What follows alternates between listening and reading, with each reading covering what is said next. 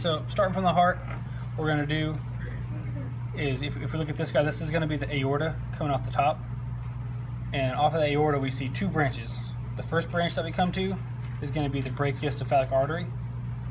The second one is going to be the left subclavian artery, okay? So brachio means arm, okay?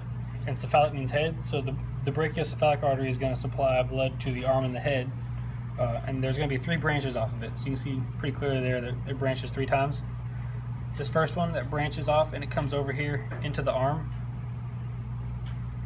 This is going to be right subclavian. All right, it's bringing blood to the arm. These other 2 branches are going to run parallel up into the head. So there's 1, there's 2. And that's going to be the right common carotid and left common carotid. Those are the arteries that bring blood to the head. Okay. And so that's it for the brachiocephalic. Now going back to the aorta, we look at the second branch off of it. This is going to be the left subclavian. So if we follow this up, we'll see that it goes off into the arm. It's kind of hard to trace, but this one will go off into the arm. And so it's the same thing as the right subclavian, except it's coming straight off the aorta. Okay? So you have your brachiocephalic branching 3 times to form right subclavian, and then right and left common carotid, and then the left subclavian going to the left arm just branches straight off the aorta. Okay?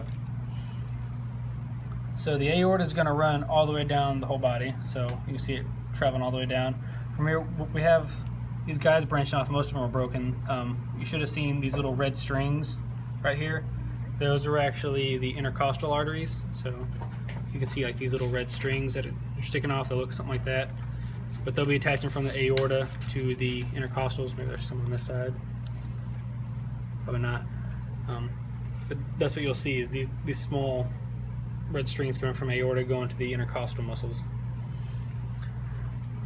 We keep traveling down, and eventually the aorta is going to pass through the diaphragm. At this point, it's been cut back. So here's the diaphragm. So after it passes through the diaphragm, it turns into like the abdominal aorta. So if it's above the diaphragm, it'll be thoracic aorta, right? And below it'll be abdominal. So it's still the same thing. It's just changed regions of the body. Right after we pass through the diaphragm, we see two arteries, just like that. They kind of form like a little V sticking off this way. This one on top is going to be the celiac artery. It brings blood to the stomach and other intestines in the body, other organs in the stomach. And this one on the bottom, it's actually been cut, but that's the superior mesenteric, and it's going to go to the intestines and provide them with blood. Okay. So celiac's on top, superior mesenteric is right underneath. We'll keep traveling down the aorta, and then we'll see some vessels come off to this kidney, and anything to do with the kidney is going to be renal. Okay, so we have a renal artery coming off to each side. So that's one right there, and it'll do the exact same thing on the other side. We'll see a renal artery right there.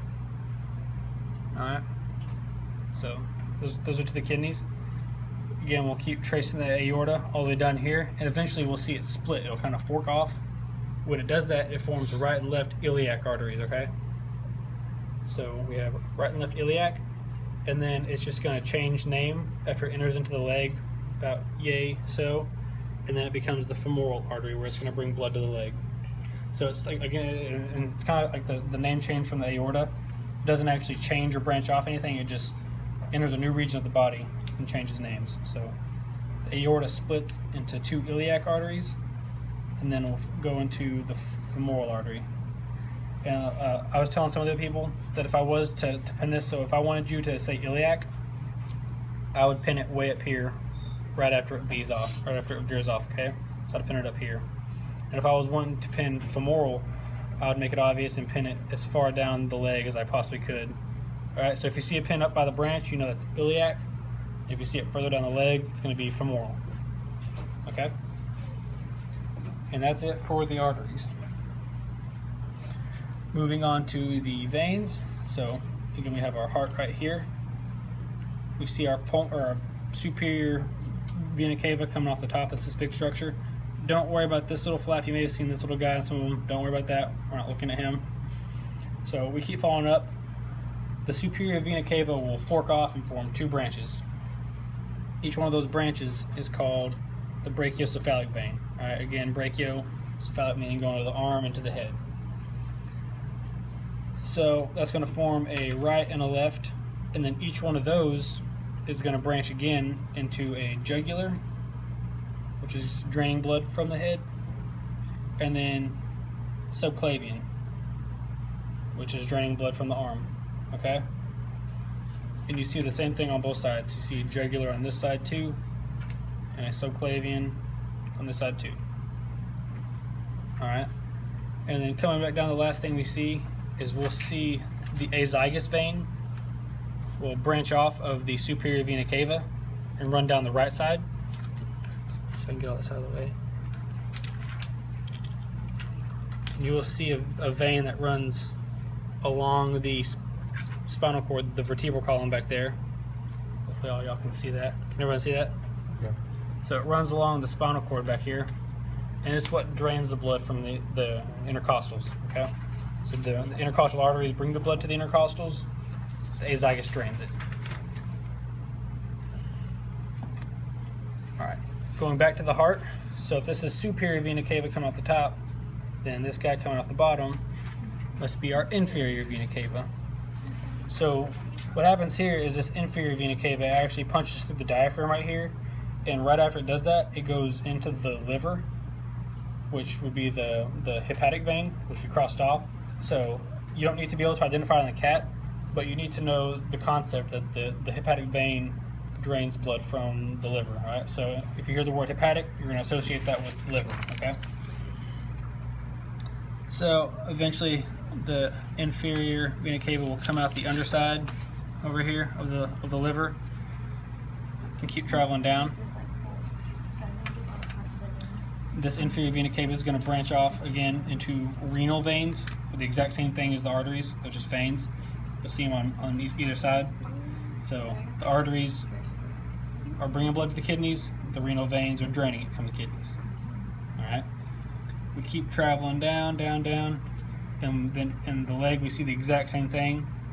The inferior vena cava splits. I'm trying to get this out of the way so you can see it. Well, if you can kind of see that, it'll split, fork off just like the arteries did, and right when it splits off, it forms two iliac veins, and they'll come down here into the leg and form two femoral veins on either side. All right, and you just got to associate that with right and left, and that's about it. So one thing I was telling somebody, or the group in the back, is anytime you're looking at this, because for the practical, I'm going to want you to identify right subclavian or left subclavian. It's always going to be from the cat's perspective, right? Because if I'm looking at it like this is my left, so I'm thinking left subclavian. But if you're the cat, this is going to be the cat's right arm, right? So this would be right subclavian. So it's always going to be from the cat's perspective, okay? So don't get that mixed up, because I always have people that get that mixed up and they'll put left instead of right, and then I'll have to take points off, and then nobody's happy.